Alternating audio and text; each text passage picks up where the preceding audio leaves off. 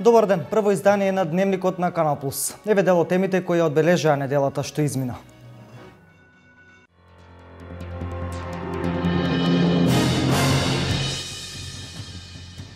Само со обоведување нова современа технологија и следење на светските трендови може да се дојде до квалитетен и конкурентен производ, порача министерот Цветков.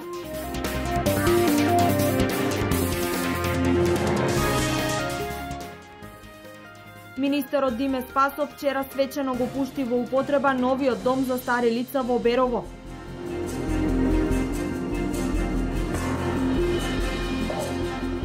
Македонските револуционери и војводи се инспирација за изложбата на карикатури на авторот Никола Ангелковски во Делчево, која до 18 септември ќе може да ја видат сите љубители на карикатурата.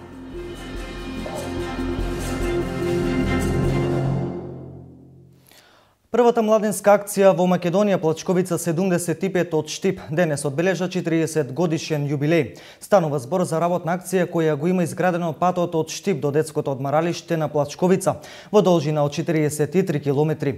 Учесниците во акцијата се сеќаваа на потешкотиите кои ги имале на предпочетокот на акцијата, како од организацијски, така и од технички аспект. Она што најпрво требало да се направи е да се подготви место кој што требало првично да се сместат 300 младинци кои ќе работат на изградба на патот. Повеќе за овој настан во Дневникот во 20 часот.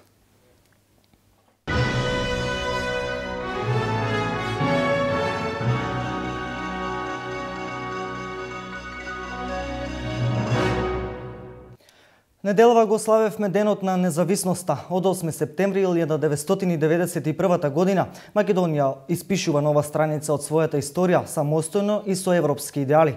Но на овој ден во Штип им се одава почити на жртвите на грчкиот екзодус.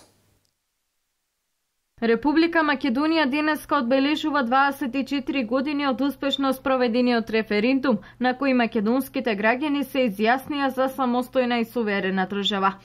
Градоначалникот на Штип примариус магистер Илчо Захариев и председателот на Општинската организација на СДСМ од Штип Владимир Милушев им го честитаат празникот на сите македонци. Користам оваа прилика да го честитам денешниот голем празник, независноста на Република Македонија. Континуитетот од основањето на нашата држава во текот на народослободената борба продолжува.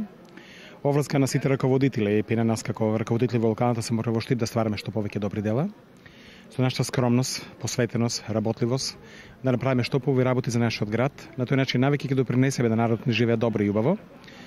Желбата ни е да се сплотиме и кога се во прашање македонските национални интереси да бидеме сите едно исто и да нема остапки. На граѓаните на општина Штип, на граѓаните на Република Македонија да им го честитам големиот државен празник, денот на независноста и сувереноста на Република Македонија. А граѓаните на Република Македонија пред точно 24 години на овој ден изразувајќи го своето демократско право, излегувајќи на референдум, се определија да живеат во независна и суверена сопствена држава. А тие тогаш не отстапија од идејата да живеат во развиена, просперитетна, демократска и европска Македонија. Денешниот празник во писмена форма до нашата редакција го честитаа и претениците на Собранието на Република Македонија Никола Мицевски и Трајче Димков, кои истакнаа дека 8 септември представува третилен ден за граѓаните на Република Македонија. Горди сме што успеавме да ја изградиме Македонија како демократска држава во која влада е правниот систем. Посветени сме кон остварување на нашата европска иднина. Ја отворивме Македонија кон светот и ја направивме меѓународно призната и почитувана, стои во честитката на пратениците. Граѓаните секако поубаво го паметат денот кога Македонија стана самостојна и независна држава. Помете ми го добро, радосно, весело. Чувствуваме се убаво независна Република Македонија. Како Република Македонија се чувствуваме? Многу добро. И така треба да остане и со градењето на владата Алалдија. Имаше референдум за отцепување од стара Југославија. Весело. И тоа што се случи, сите се отцепија. 6 републики и 2 покрајини. Во 1991 на денешен ден на 95% од граѓаните гласаа да за самостојна и независна Македонија. Македонија како независна земја први ја признаа Република Бугарија, потоа Турција, Словенија, Хрватска, Русија, Босна и Херцеговина. Нека ни е честит 8 септември, денот на независноста на Република Македонија. Министерот за земјоделство, шумарство и водостопанство Михаил Цветков неделава беше во Овчеполието. Единствен начин за решавање на проблемите во земјоделството е создавање квалитетен производ, а тоа е можно само со воведување нова современа технологија и следење на светските трендови, истакна министерот Цветков за време на работната посета во Свети Николе. Министерот присуствуваше и на пуштањето во работа на новиот комбајн за автоматско собирање домати, вреден 170.000 евра, што го набави фирмата Балкан Екофрут. А ги посети и погоните на МИК Свети Николе. Без едно вакво современо производство, введување на нови технологии, на нови иновации во однос на земјоделството, тешко ќе можеме да го продадеме нашето производство. Слушнавте дека се работи за мешовита фабрика, некаде 50-50 е вложувањето од инвеститорот од надворе од Саудиска Арабија и мислам дека едино во тој правец и треба да работиме, бидејќи како што знаете дека бар во Македонија не е проблем да се произведе земјоделското производство. Сведоци сме на тоа дека кога ќе се произведе, кога ќе дојде продажбата, проблемот да најдеме пласман. Така да тоа е начинот, тоа е патот за решавање на земјоделските проблеми, односно со отварање на зголемување на конзервната индустрија, односно преработката на земјоделските производи и секако отварање на нови откупно-дистрибутивни центри. Според податоците на Државниот завод за статистика во вториот квартал од годината има голем пат на невработеноста во државата. Истиот се наоѓа на историско најниско ниво, односно 26,8%, потенцираше министерот за труд и социјална политика Диме Спасов при вчерашната посета во Берово. Со сите проекти кои што се реализираат изминатиот период пред се од страна на владата на Република Македонија, а имаат за цел намалување на невработеноста, отворање на нови работни места, како што е проектот Македонија вработува, преку кој што досега за само 4 месеци и околу 10 дена се вработија вкупно 5823 лица од целата Република, проект кој што дава исклучителни резултати кои што продолжува да се реализира и кои што и понатаму ќе влијае на намалување на невработеноста во нашата држава, проект кој што само во општина Берово досега отвори 60 работни места за само 4 месеци, проект кој што во Делчево и Македонска каменица отвори над 120 работни места и проект кој што и понатаму ќе продолжи да влијае на креирање на нови работни места, меѓутоа и поголема поддршка на приватниот сектор, односно значителни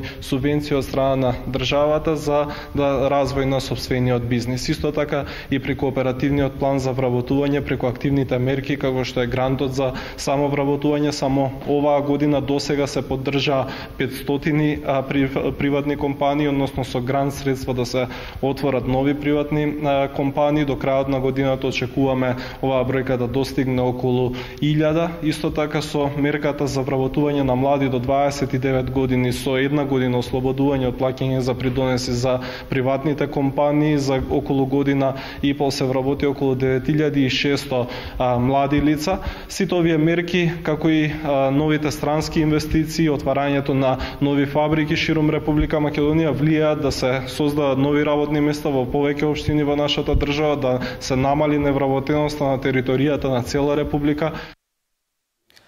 Директорите на Фондот за здравство на Македонија неделава беа во работна посета на подрачната единица во Штип.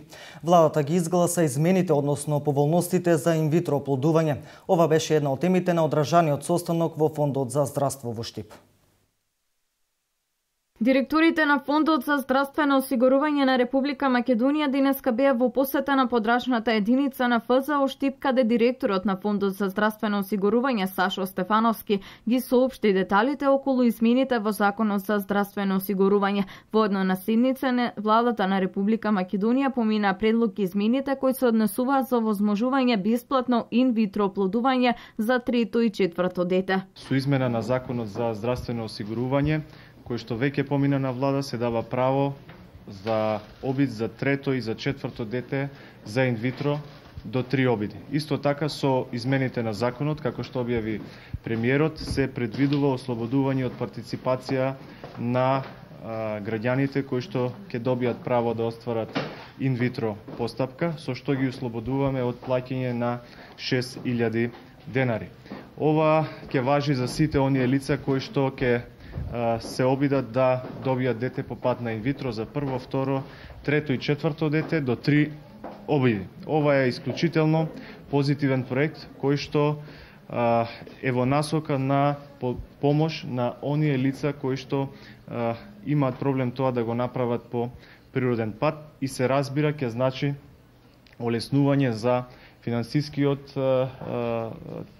олеснување на финансискиот товар на тие семејства и ќе значи давање на нова можност, една нова шанса за принова. Трошоците за ослободување за плаќањето на партиципација ќе бидат комплетно на товар на Фондот за здравствено осигурување. Инвитро постапките за биомедицински подпомогнато оплодување, Фондот за здравство издвојува значителни средства.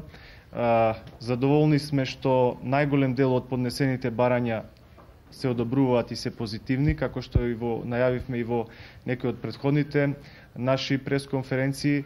Дури 93% од поднесените барања кои што биле со пополнета документација онака како што треба, 93% се одобрени позитивно и истите семејства добиле можност да го искористат ваучерот во една од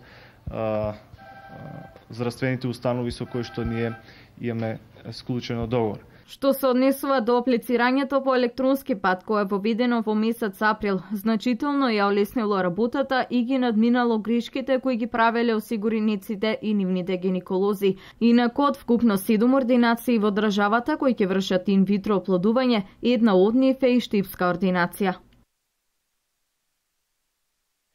Министерот Спасов вчера ја пресече црвената лента на првата институција Дом за стари лица во Берово, а воедно ги посети и пензионерите кои користат бесплатен викенд во туристичкиот комплекс кај Беровското езеро. Денес во Берово се отворија вратите на Домот за стари лица доктор Иван Влашки, прв од ваков тип на истокот. Министерот за труд и социјална политика Диме Спасов, градоначалникот Драги Наџински и пратеничката Сузана Секуловска ја пресекоа црвената лента на оваа општинска институција која има капацитет да згрижи 15 стари лица од регионот. Се работи за прв старски дом кој што е општинска јавна установа кој што се отвора во општина Берово, како што можете да видите на вистина убави, квалитетни, модерни, современи услови за згрижување на старите лица.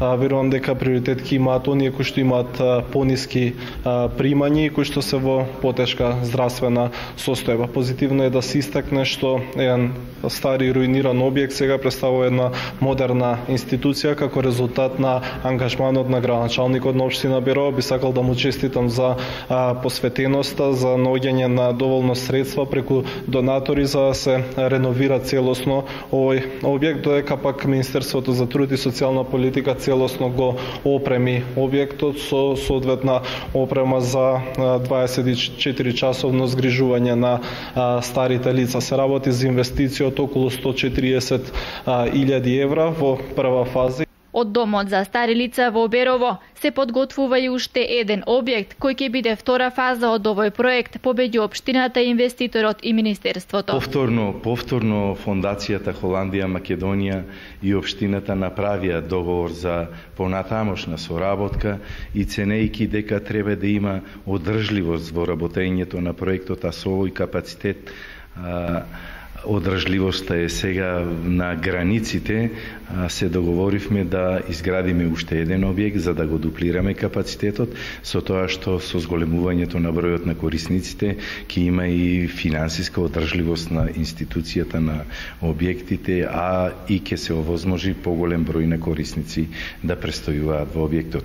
Вакви општински домови за стари лица ќе се градат и во други општини од државата. Инаку денес во Берово, во туристичкиот комплекс кај Беровското езеро, Министерот за труд и социјална политика ги посети и пензионерите кои користат бесплатен викенд, кој е дел од проектот на Министерството за труд и социјална политика и владата на Република Македонија. За реализација на овој проект имаме за оваа година обезбедено и реализирано околу 10 милиони денари и продолжуваме со реализација веќе следната година. односно би сакал да ги поттикнам сите корисници на пензија да ги информирам дека веќе се распишани јавните повици за аплицирање за бесплатен туристички викенд и за бесплатна банјско-климатска рекреација. Вкупно 5500 пензионери ќе можат во 2016 да бидат дел од проектот Бесплатна банјско-климатска рекреација, 3000 пензионери дел од проектот Бесплатен туристички викенд, односно вкупно 8500 пензионери.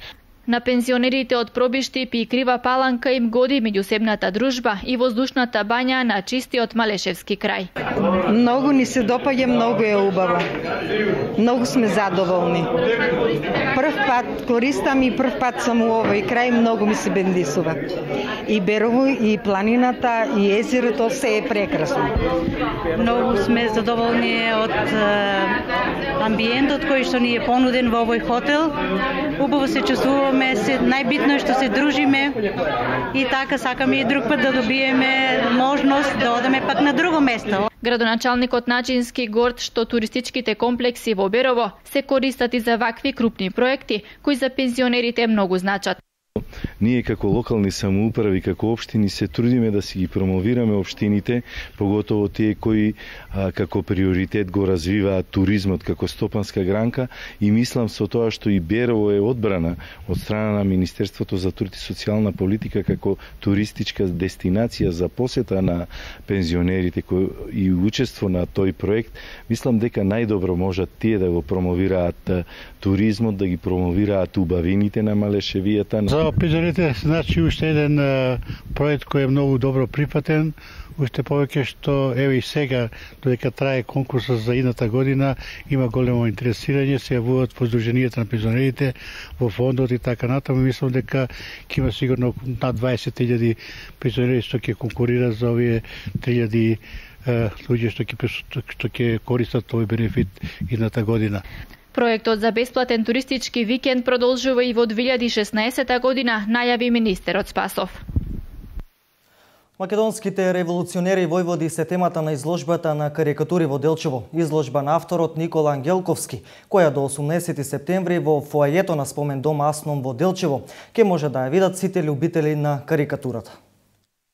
Денот на независноста во Делчево се слави низ призмата на карикатурата. Своите дела до 18 овој месец на располагање на љубителите на оваа уметност во фоајето на спомен домот Асном ги распосла карикатуристот Никола Ангелковски, човекот кој чувствува обврска да им се одаде признание на сите оние кои го дадоа својот допринос за слободна Македонија. Јас на некој начин живејќи го ова што го живееме денеска, јас што го чувствував животот, дека на некој начин треба да му се одолжам на тие луѓе што го возможили ова да го живееме денес. Во оваа изложба се поставени 30 револуционери. Ги одбрав оние кои што ми беа најспецифични по изразот. Оти имате некои, како би се изразил, за нас карикатуристите преубав човек не е за карикатура. Ова не се неубави луѓе, него податливи за уметникот. За авторот карикатурата е широк поим кој опфаќа секаква тема и ги критикува неправилностите. Ангелковски се зафатил со оваа дисциплина токму истражувајќи за сите аспекти на она што значи да се биде револуционер. Овдека само едно видување ликовно на овие револуционери кои имале своја специфика и изглед, кои не биле само револуционери, туку знаеле да се облекуваат и по современите текови на модата, ала франка, ала турка. Знаеле добро да одат да се пострижуваат на бербер, внимавале на изгледот, кога ќе ги видите некои фотографии, се е до поместено до танчина, дали реденикот е добро поставен, дали значи се фотографирале и размислуване на својот изглед. И благодарение на некои штури податоци и фотографии што ги имаме, јас се зафатив за оваа ликовна дисциплина. Една од ретките вакви изложби освен во Делчево до крајот на месецот ќе им биде приуштени на љубителите на оваа уметност и во останатите градови од истокот. Ова е единствена работа што се дешават на овие простори, да имаме една изложба на карикатури, па јас колку што знам немало ни изложба ни на слики на револуционери. Ова изложба планирана е потоа да оди во Виница, тука ќе биде до 18-ти, така ги поканувам сите делчевчани и оние кои поминуваат низ Делчево да ја видат оваа изложба. После 18-ти е во Клочани, а потоа изложбата заминува за Штип. Инаку изложбата на Никола Ангелковски по повод Денот на независноста и Денот на град Делчево се реализира како проект на Музеот на Македонија со поддршка на Министерството за култура, а во соработка со општина Делчево.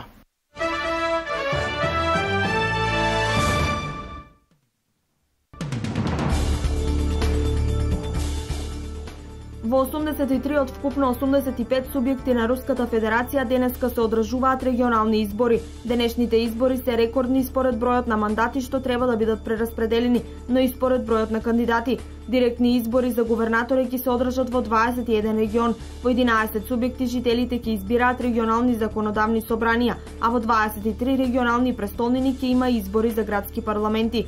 По денешното гласање на регионално и општинско ниво ќе се распределат над 90.000 мандати и 1300 изборни должности. Четворица пожарникари настрадаа во гасење на шумските пожари во округот Лейк во американската сојузна држава Калифорнија. Пожарот на планината Сиера Невада прогултал неколку куќи и им се заканува на уште над 6500 други. Само за 3 часа површината што била зафатена од стихијата достигнала 160 хектари. Властите во округот издале наредба за задолжителна евакуација на жителите на загрозените реони. Во моментов со огнот се борат 3300 пожарникари, 178 пожарникарски машини и 16 хеликоптери. Од реонот на несреќата веќе се евакуирани 3000 лица. Илјадници домаќинства останаа без електрична енергија. Бегалците кои продолжуваат да пристигнуваат преку Србија до границата со Унгарија изминатата ноќ на неколку места ја пробиле границата, стравувајќи од нејзиното целосно затворење. Сите бегалци кои што се фатени на границата биле испратени во привремените соберни центри на полицијата. На 15 септември ќе стапи на сила пакетот мерки од новиот унгарски закон за бегалците и режимот на границите, кој ги изгласа парламентот минатата седмица, а според кој нелегалното минување на границата е кривично дело, кое може да се казни со до 3 години затвор или депортирање. Кривично дело ќе се смета и оштетување на граничната ограда при преминување, а заострени се казните и за шверцерите со луѓе.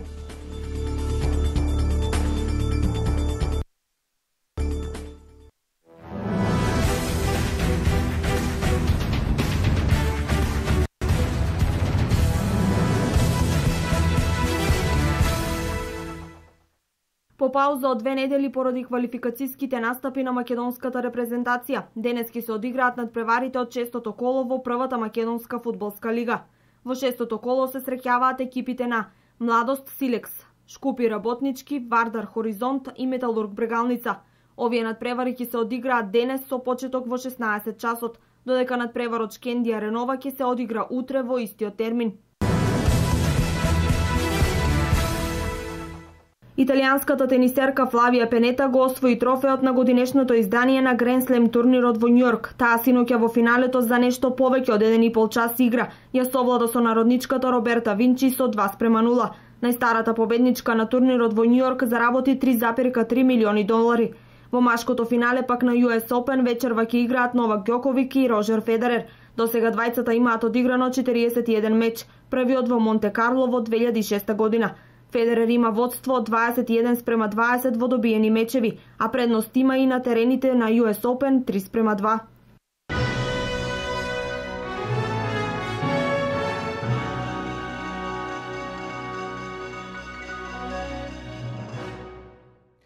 Ви благодарам на вниманието. Следното издание во 20 часот. Имајте пријатно попладне со нашата програма.